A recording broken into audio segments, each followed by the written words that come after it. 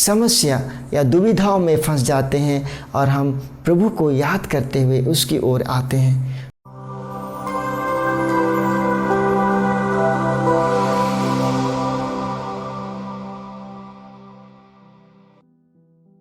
कल का समाचार जो लूकस के समाचार अध्याय 24 पद संख्या 13 से 35 तक लिया गया था, उसमें हमने सुना कि 2 शिष्य हताश और निराश और शर्म की स्थिति में वे यरूशलेम को छोड़कर एमाउस की ओर यात्रा करते हैं।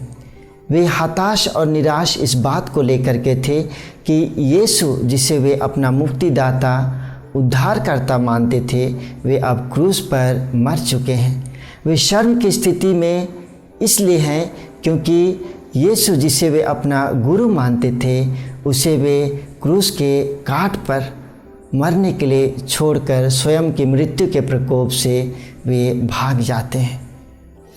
जब ये शिष्य एमाउस की ओर यात्रा कर रहे हैं तो पुनर्जीवित प्रभु यीशु एक अजनबी की तरह उनकी यात्रा में सम्मिलित हो जाते हैं और उनसे बातचीत करने लगते हैं। और ये शिष्य पुनर्जीवित प्रभु यीशु को पहचानने में असामर्थ्य रहते हैं। ये शिष्य प्रभु यीशु को उस वक्त पहचानते हैं जब प्रभु यीशु उन्हें खाने के लिए रोटी का टुकड़ा देते हैं। जब ये 2 शिष्य पुनर्जीवित प्रभु यीशु को पहचानते हैं तो वे अपनी यात्रा को वहीं रोककर वे अपना जो अनुभव है पुनर्जीवित प्रभु यीशु के बारे में उसे बतलाने के लिए वे यरूशलेम वापस आ जाते हैं। और आज के समाचार में हम सुनते हैं कि ये 2 शिष्य पुनर्जीवित प्रभु यीशु को महसूस किए हैं।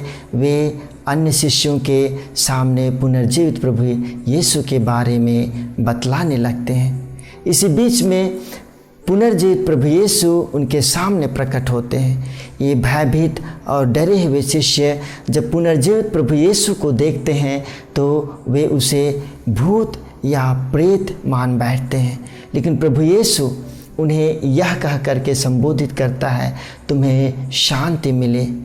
जब प्रभु यीशु उन्हें यह कह करके संबोधित करता है, तुम्हें शांति मिले, तो प्रभु यीशु इन डरे हुए शिष्यों को अपनी सामर्थ्य से पूर्ण कर देता है, अपनी शक्ति और बल से परिपूर्ण कर देता है। और प्रभु यीशु जब ये कहते हैं कि तुम्हें शांति मिले, तो प्रभु यीशु उनके जो गुनाह हैं उन सभी गुनाहों से उन्हें क्षमा प्रदान करते हैं। और जिस स्थिति में शिष्य हैं उसी स्थिति में प्रभु यीशु उन्हें पुनः अपनाते हैं और अपना शिष्य बना लेते हैं। ख्रिस्त में प्यारे दोस्तों, हमारे जीवन में भी हम अपने पुनर्जीवित प्रभु यीशु का परित्याग उस वक्त करते हैं जब हमारे जीवन में हम प्रभु यीशु का महत्व कम देते हैं। और प्रभु यीशु को महत्व देने के बजाय हम अपना जो कार्य है जिसे हम अपने दैनिक जीवन में करते हैं, अपना जो कर्तव्य है जिसे हम निभाते हैं, उसको हम प्रथम स्थान देते हैं।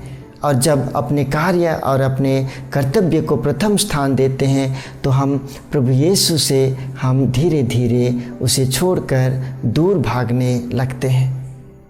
और जब हम प्रभु यीशु से दूर भागने लगते हैं तो किसी प्रकार की समस्या या दुविधाओं में फंस जाते हैं और हम प्रभु को याद करते हुए उसकी ओर आते हैं। तो पुनर्जीवित प्रभु यीशु हमें हम जिस स्थिति में हैं उस स्थिति में हमें अपना लेते हैं और हमें सामर्थ्य और अपने अनुग्रह से परिपूर्ण कर देते हैं।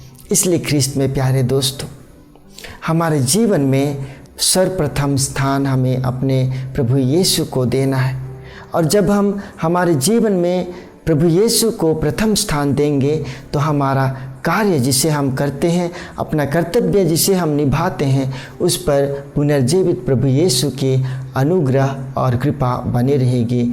और जब प्रभु यीशु की अनुग्रह और कृपा हम पर, हमारे कार्य पर, हमारे कर्तव्यों पर बने रहेगी तो हम उन कार्यों को और उन कर्तव्यों को हम अच्छी तरह से कर पाएंगे और निभा पाएंगे। इसलिए ख्रिस्त में प्यारे दोस्तों, आइए हम हमारे जीवन में पुनर्जीवित प्रभु यीशु को हम अपना प्रथम स्थान दें। आमीन।